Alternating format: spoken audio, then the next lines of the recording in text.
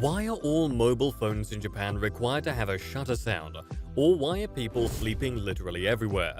These things in Japan would send many people into a coma.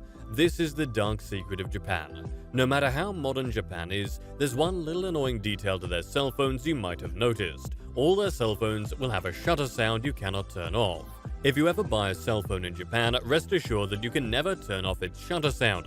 For some people, this is an annoyance, but it can be life-changing for others. It turns out that this is because of policy concerns, so people cannot be taking pictures they should be taking. Japan has plenty of cases where people take unwanted pictures of others. The Japanese police saw a huge rise in camera voyeurism, a 60% rise from 2007 to 2016. That's why this law was made, to protect vulnerable people. Even Apple agreed to customize the cell phones that they ship to Japan.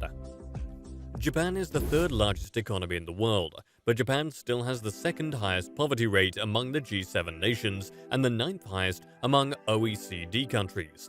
The average Japanese household wealth fell by 3.5% from 2014 to 2019, while the wealthiest have seen an increase in their wealth, widening the economic gap.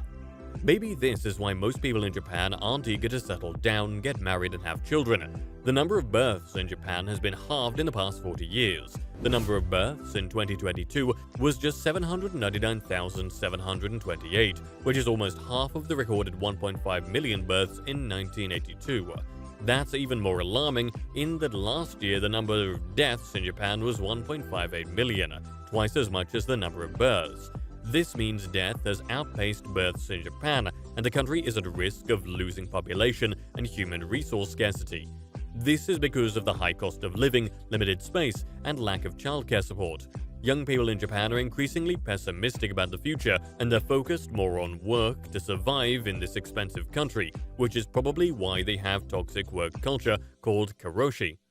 Karoshi itself means working yourself to death, a phenomenon that was first coined in Japan.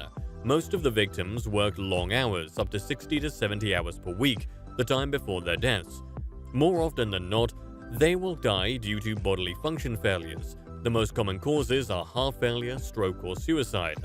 This culture of overworking yourself to the limit is also why you might see another phenomenon that you don't often see in other countries: napping in trains without a care in the world. Going into trains after office hours on a weekday, and you'll find people sleeping from exhaustion. This is because of the high-pressure, high-workload jobs. They don't have much time for themselves, let alone rest. People in Japan stay long hours at work. They start their day at 6 or 7 a.m. and leave the office after 8 or 9 p.m. This could get even later. This is mainly because of the society's expectations towards their workforce. Staying at work longer or arriving earlier shows that they have devotion or go above and beyond. And the train is not the only place where it's acceptable to nap in Japan. Napping at the office is also acceptable and encouraged. They call it inemuri, or sleeping on the job. But it's not because of laziness or spare time. Sleeping in the office shows that you work yourself to exhaustion and is a sign that you have given your all to the company.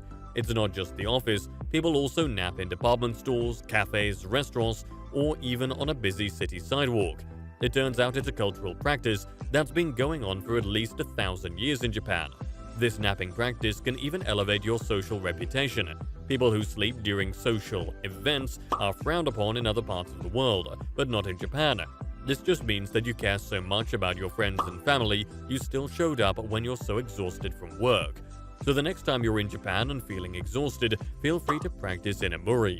But remember one specific unwritten rule of inemuri: sleep compactly without violating spatial norms. Tuck your legs, don't sprawl across a few seats, and pick your spot wisely. Another unique Japanese sight that closely relates to inemuri and karoshi is the Shibuya meltdown.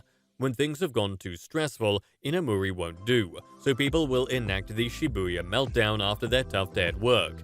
Shibuya refers to a ward in Tokyo where you find bars and restaurants that are open until late at night. That's why most Japanese workers will go there after a brutal day of work, relieving themselves from the pressure of being a corporate worker or salaryman. A Shibuya meltdown typically has 3 acts. The first act is where they will drink sake or beer until they're drunk. Then the second act is where the workers perform long monologues filled with work complaints and other things work-related. Then the third and final act is where they pass out entirely in an inappropriate place for sleeping. You could say that a Shibuya meltdown is an extreme version of Inemuri that's fueled by alcohol. If you are ever in Shibuya, try to pay close attention and spot the Shibuya meltdown, or you can even offer them help to get them home safely.